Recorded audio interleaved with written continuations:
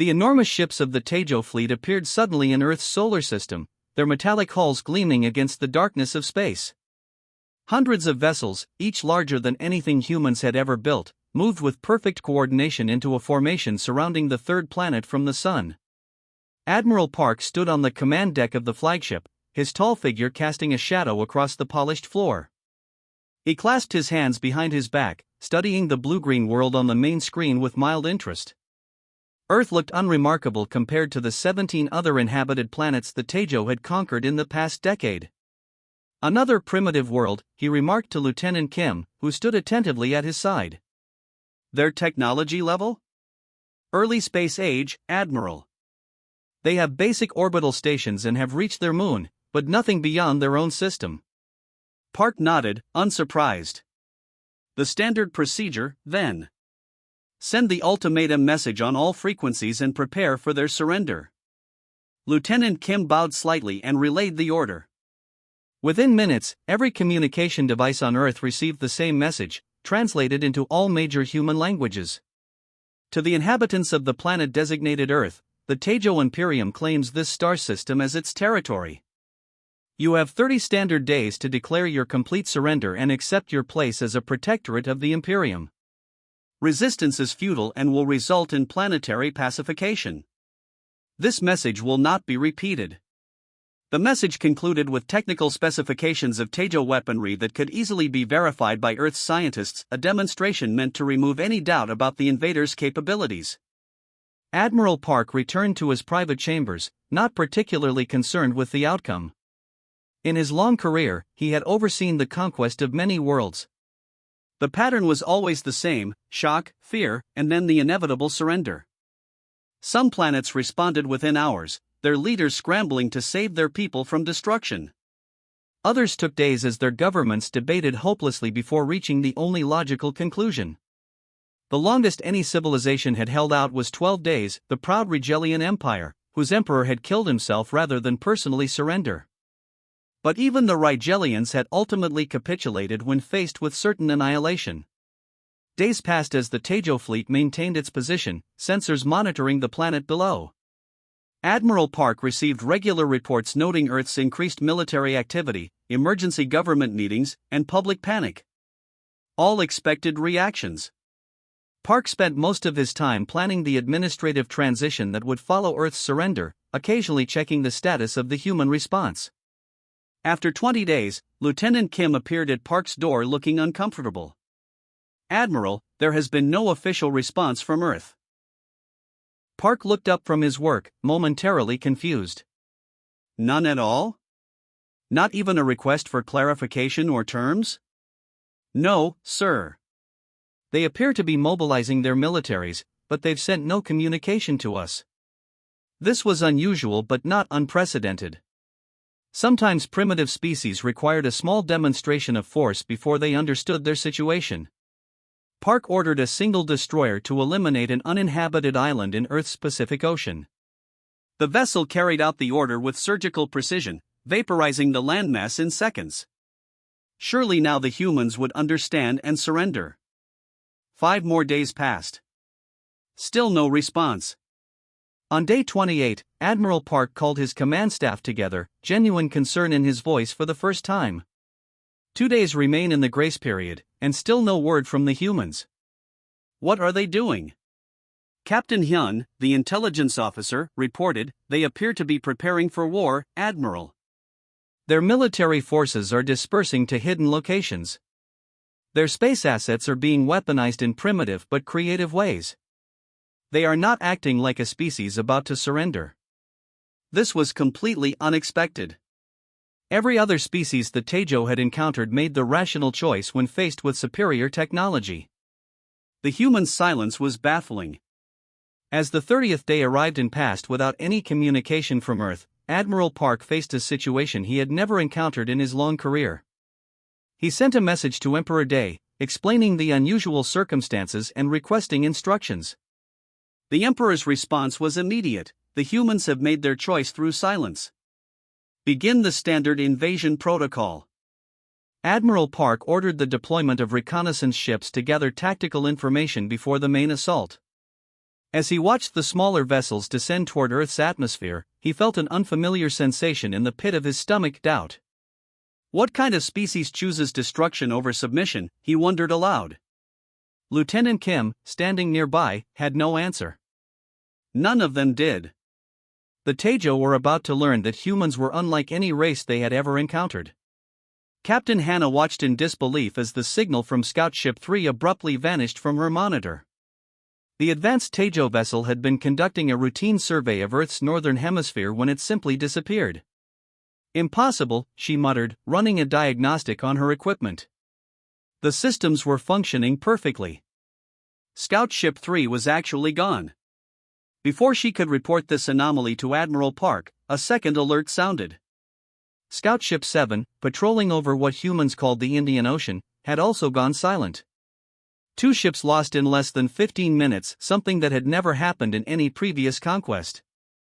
The command center erupted into controlled chaos as officers tried to determine what had happened. The remaining scout ships transmitted their sensor data back to the fleet. The footage showed primitive Earth aircraft, simple machines that still relied on combustion engines, somehow managing to approach the Tejo vessels undetected and launch makeshift weapons that overwhelmed their shields. Admiral Park strode onto the command deck, his face tight with anger. "Explain this," he demanded. General Lee, the fleet's senior military tactician, stepped forward. "The humans are using unorthodox tactics, Admiral. They've modified their primitive radar systems to detect our cloaking frequencies and adapted their weapons to generate electromagnetic pulses that temporarily disable our shields." "How could they develop countermeasures so quickly?" Park asked. "Unknown, sir. It seems they began preparing immediately after receiving our ultimatum, rather than discussing surrender terms like other species." More disturbing reports arrived throughout the day. 3 more scout ships damaged. 1 forced to crash land in a desert region. The humans were salvaging technology from the wrecks with alarming speed. Admiral Park ordered all reconnaissance vessels to return to the fleet. This situation required a new approach and the direct attention of Emperor Day himself. When the Emperor's holographic form appeared in the flagship's communication chamber, Admiral Park bowed deeply. "Rise," Emperor Day said, his eyes narrow with interest. "Tell me about these humans who refuse to surrender." Admiral Park described the unexpected resistance and the losses they had already suffered. Instead of showing anger, the Emperor leaned forward, genuinely intrigued. "In 600 years of expansion, we have never encountered a species that did not calculate the odds and submit," Emperor Day said. "I want to understand these humans. Show me everything about their military history." The Tejo Intelligence Division worked quickly, compiling information from Earth's freely broadcast data networks. The presentation they prepared for the Emperor revealed a species with a unique relationship to warfare. "Humans have spent their entire existence fighting," General Lee explained as they reviewed historical footage. "Often against overwhelming odds, frequently against their own kind. Their military history is filled with examples of smaller forces defeating larger ones through creativity and determination." The Emperor watched footage of ancient battles where primitive humans with minimal technology defeated superior forces. Historical accounts of resistance movements that prevailed against overwhelming occupation. Military strategists who succeeded by breaking with convention. "They don't calculate odds like other rational species," Lee continued. "When faced with impossible situations, they often fight anyway and sometimes win through methods no one could predict." Emperor Day's hologram paced the communication chamber. "Fascinating. They evolved on a predator-heavy world, did they not?" "Yes, Your Magnificence," Admiral Park confirmed. "Their evolutionary path made them persistent hunters who would track prey for days without rest." "And now they see us as prey?" the Emperor asked. "Or as predators to be resisted," General Lee suggested. "Their cultural narratives are filled with stories of fighting against superior invaders." A transmission interrupted their discussion. The humans had destroyed another Tejo vessel, this time using a captured weapon system that they had somehow modified and improved upon. Emperor Day made his decision. "This will not be a standard conquest. Deploy the full invasion force, but proceed with caution. These humans must be studied as we subdue them. They possess qualities that could be valuable to the Imperium. As Admiral Park prepared for the invasion, he reviewed the growing file on human military capabilities. One intercepted transmission from an Earth leader to their people caught his attention. "We've faced extinction before. We've overcome ice ages, plagues, and our own worst impulses. We will not bow to these stars' travelers, no matter their technology. Humans don't surrender, we adapt, we fight, we survive." For the first time in his long career, Admiral Park felt something he had never experienced before: a conquest, uncertainty. The Tejo had always relied on their technological superiority and the rational decision-making of other species. But humans didn't seem to follow the same logic as other conquered races. As the invasion fleet prepared to descend to Earth, Park wondered if the standard Tejo approach was adequate for such an unpredictable species. Commander June stared out the viewport of his command ship, watching as another Tejo assault craft spiraled toward Earth's surface, trailing smoke and debris. It was the fifth vessel lost today alone. 6 months into what should have been a brief operation, the Tejo force was facing resistance unlike anything in their conquest history. "How?" he demanded, turning to his tactical officer. "How are they doing this?" The officer displayed the battle analysis on the main screen. "The humans have adapted again.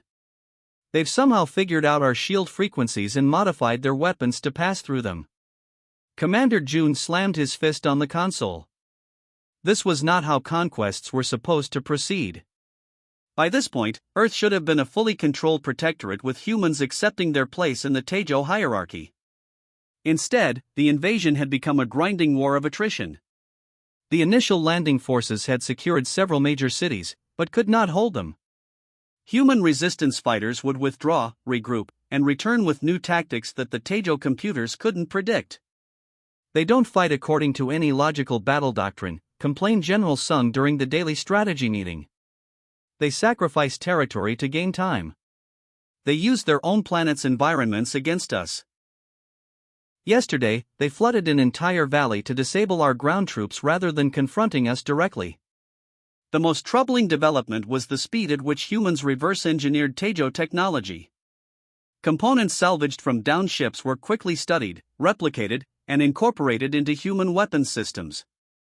Technology that had taken the Tejo generations to perfect was being adapted by humans in weeks. A communication officer interrupted the meeting with an urgent report. "Commander, we've intercepted a broadcast from the human resistance. It's being transmitted across their planet and, somehow they've managed to broadcast it to other systems in our territory." The screen displayed a human leader standing amidst the rubble of a destroyed city. Behind her, soldiers from different Earth nations worked together, their formerly separate military uniforms now bearing the same simple patch, a blue Earth against a black background. "To all peoples of Earth and to any listening beyond," the woman said, her voice steady despite the distant sounds of battle. "This is General Jean of the United Earth Command. Today marks 6 months since the Tejo attempted to conquer our world. They expected our surrender. Instead, they found unity. For the first time in our history, all nations of Earth stand as one. We will never surrender. Not today, not tomorrow, not ever." To any other worlds hearing this message, resistance is possible. The Tejo are not invincible. Commander June ordered the transmission blocked, but the damage was done. Reports were already coming in of increased resistance on recently conquered worlds. The Centaurians, who had surrendered immediately, were now sabotaging Tejo supply lines. The Rigelians had destroyed a fuel depot. Emperor Day's hologram appeared later that day, his expression grave. "Explain why Earth has not been pacified," he demanded. Commander June bowed low. "Your Magnificence, the humans employ unpredictable strategies. When we adapt to one tactic, they switch to another. They do not follow the standard patterns of warfare. I am aware of their unusual nature," the Emperor said. "What I want to know is why my supposedly superior military cannot overcome them." General Sung stepped forward. "The humans are uniquely adaptable, Your Magnificence. They've organized their entire planet's resources toward resistance. Their scientists work alongside their soldiers. They've created a decentralized command structure that continues to function even when we eliminate their leaders. The Emperor's eyes narrowed. And now they inspire others to resist as well. This cannot stand. He turned to Commander June. You have 1 month to show significant progress, or you will be replaced. After the Emperor's hologram disappeared, Commander June reviewed the latest battlefield reports. The humans had begun using guerrilla tactics, striking Taejo positions before melting back into the landscape. Worse, they had learned to jam Taejo communications using technology that shouldn't have been possible with their level of development. A particularly troubling report came from Captain Min, whose division had been ambushed in a dense forest region. They know the land better than we do, she reported. They use the weather, the terrain, even local wildlife against us. They fight as if their lives depend on it. Because they do, Commander June replied. They believe they're fighting for their existence. Perhaps they are, Captain Min said quietly. The standard conquest protocol doesn't seem to work on them. Perhaps we should consider an alternative approach. Commander June dismissed the suggestion immediately. The Taejo hadn't become the dominant force in the galaxy by negotiating with inferior species. Yet as he watched another human strike team successfully raid a Taejo supply depot using captured weapons, a new and uncomfortable thought formed in his mind. What if humans weren't inferior at all? What if their different evolution had created something the Taejo had never encountered before, a species that actually thrived under pressure, that grew stronger rather than weaker when threatened? As night fell over the battlefields of Earth, Commander June composed his report to the Emperor. For the first time in his military career, he included a phrase that no Taejo commander had ever written: this conquest is proving more complex than anticipated. A year into the war that was supposed to last weeks, Admiral Park stood rigidly on his command deck as alarms blared throughout the ship. His face, once confident and composed, now showed deep lines of stress and fatigue. Report, he demanded as the tactical display showed multiple Taejo vessels under attack. Sir, it's another human strike force, Lieutenant Kim said, her voice tight with concern. They're using hybrid ships, our technology combined with their designs. The view screen showed the impossible. Small, nimble craft piloted by humans were outmaneuvering the larger Taejo battleships. What made it most shocking was that these vessels were using Taejo energy weapons, somehow modified to be more effective than the originals. How? Admiral Park whispered, more to himself than anyone else. How have they advanced so quickly? The answer was painfully clear. Human innovation, driven by survival, had compressed decades of technological development into months. Their scientists had taken captured Taejo technology and not merely copied it, they had improved upon it, adapting it to their own unique battle strategies. The defense line around Earth's moon shattered as human forces broke through, destroying 3 Taejo cruisers in rapid succession. Behind the human attack ships came larger vessels, carrying troops to retake the lunar colonies that had been the Taejo's first foothold in the system. Admiral, Lieutenant Kim said quietly, we're receiving reports from the Centauri system. The local species is in open rebellion. They're using tactics similar to the humans. Park's blood ran cold. Show me.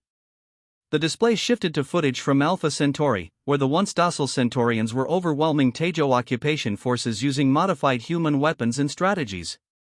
Their broadcasts proudly proclaimed, like the humans of Earth, we choose freedom over submission. Similar reports flooded in from across the conquered territories.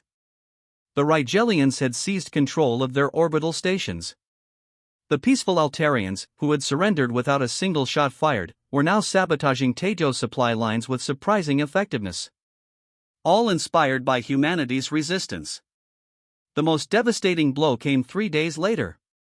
Commander June's flagship, the imposing dreadnought Eternal Conquest, went silent after a daring raid by human special forces. Instead of destroying the vessel, the humans had somehow captured it intact. General Lee burst into Admiral Park's quarters, his usual composure completely gone. The humans have June's command ship, he said, his voice shaking. They have access to our central command protocols, the encryption keys, the fleet coordination systems, everything. Park sat heavily in his chair. How many ships have we lost today? 27, Lee replied. And we've lost contact with our bases on Mars and Venus. The humans are pushing us out of their system entirely. Even more alarming was the news from beyond the solar system. Using the command codes from June's ship, human forces had begun transmitting instructions to oppressed species throughout Tejo territory, teaching them how to disable the control systems that kept them subjugated. Admiral Park received a direct transmission from Emperor Day later that day. The Emperor's face, usually a mask of calm authority, showed clear signs of alarm. "You assured me these humans would be conquered within months," he said, accusation heavy in his voice. "Your Magnificence, they are unlike any species we have encountered," Park replied. "They do not think as we do. They find solutions where none should exist." For a long moment, Emperor Day was silent, processing this unprecedented situation. The mighty Tejo Imperium, undefeated for 6 centuries, was being pushed back by a species that had only recently achieved spaceflight. "We must contain this before it spreads further," the Emperor finally decided. "Recall the fleet to defend our core systems. The humans are advancing faster than we can stop them." As Park relayed these orders, a transmission broke through on all Tejo frequencies. On the screen appeared a human woman, General Jean of the United Earth Command, flanked by representatives of other species, a Centaurian, a Rigelian, and others from worlds the Tejo had conquered. "This message is for Emperor Day," she said firmly. "Your forces are retreating, but this is just the beginning. We have formed the Allied Species Coalition. Every world your empire has subjugated will be freed. You started this war believing all races would bow before superior force. We are proving you wrong." The transmission ended, leaving the command deck in stunned silence. Admiral Park looked around at his officers, seeing in their eyes what he felt himself, something the Tejo military had never experienced before. Fear. As the Tejo fleet began its withdrawal from Earth's solar system, human ships pursued them, not to destroy but to ensure their departure. And in their wake, liberation fleets, crewed by humans and newly freed alien allies, set course for distant stars, carrying with them a message that was spreading across the galaxy like wildfire. Resistance was not futile after all. The Great Hall on Proxima Centauri's neutral station hummed with tension as Emperor Day entered, flanked by his remaining advisors. His imperial robes, once symbols of unquestioned authority, now seemed heavy on his shoulders. The Emperor's face revealed nothing as he took his seat at the massive round table, a deliberate choice by the human delegates to ensure no position appeared superior to others. Across from him sat General Song, the military strategist whose unconventional tactics had turned the tide of the war. Beside her were representatives from a dozen formerly subjugated species, each wearing their own cultural attire rather than the uniform gray that the Tejo had forced upon their vassals. Emperor Day spoke first, his voice measured. "I expected to meet with Earth's leaders to discuss surrender terms. I did not expect this assembly." General Song smiled slightly. "That has been your mistake from the beginning, Emperor. You expected us to behave like every other species you've encountered. We don't want just our freedom. We demand independence for every world you've conquered." The Emperor's eyes narrowed. "You presume much. The Tejo Empire still controls vast territories and resources." "Shrinking resources," added Ambassador Jean, Earth's chief diplomat. "Your empire is collapsing from within. 17 major systems have already declared independence, using the defensive technologies we shared with them." This was the new reality the Tejo faced. In just 2 years, what began as Earth's isolated resistance had spread across the galaxy. The humans had not simply fought off their invaders, they had systematically dismantled the fear that kept the empire intact.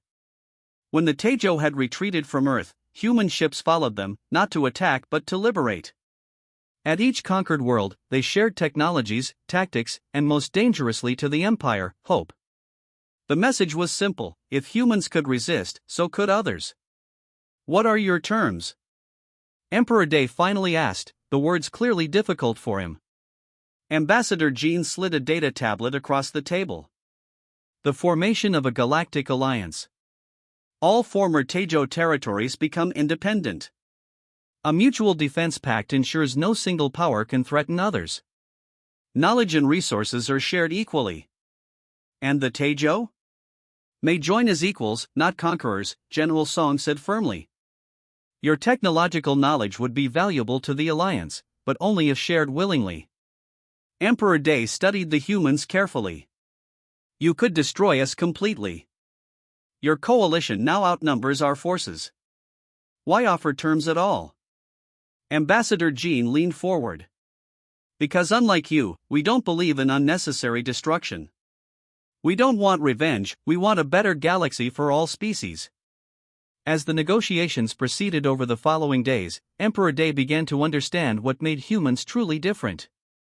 Where the Tejo saw other species as resources to be controlled, humans built connections.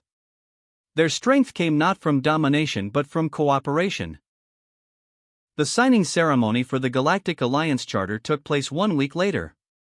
Emperor Day, after consulting with his advisors, made the difficult decision to sign not as the ruler of an empire, but as the representative of what would now be simply the Tejo Confederation, one member among many. As the alliance took shape over the following months, human diplomatic teams traveled throughout former Tejo space, helping worlds rebuild their own governments and societies. What amazed many species was how freely humans shared their knowledge, asking little in return except friendship and cooperation. On the first anniversary of the Alliance's founding, representatives from over 100 worlds gathered on Earth, a symbolic choice that recognized humanity's central role in creating this new galactic community. Ambassador Jean addressed the assembly in a simple ceremony beneath the open sky, something that would have been unthinkable under Tejo rule, where subjects were never permitted to look upon their leaders as equals. Many ask what made humans different, she said, looking across the diverse gathering of species. Why did we resist when others surrendered? The answer lies in our history. We've spent thousands of years fighting impossible odds, sometimes against nature, sometimes against each other. When the Tejo told us to surrender, we simply couldn't understand the concept. From his position in the audience, Emperor Day, now simply Delegate Day, listened thoughtfully. His people were struggling to adapt to this new reality, where power came through cooperation rather than force. But already, young Tejo were embracing new ideas, working alongside species they once considered inferior. As the ceremony concluded, General Song approached the former emperor. Your scientists have much to offer the Alliance's research division, she said. We have teams exploring beyond the galaxy's edge who could use Tejo expertise. Day considered her words. Perhaps, exploration rather than conquest is a concept my people could embrace. Song nodded. That's how lasting peace begins, not by demanding surrender, but by finding common purpose. As night fell on Earth, the assembled representatives of the Galactic Alliance looked up at the stars, not with fear of what might come from them, but with hope for what they might discover together.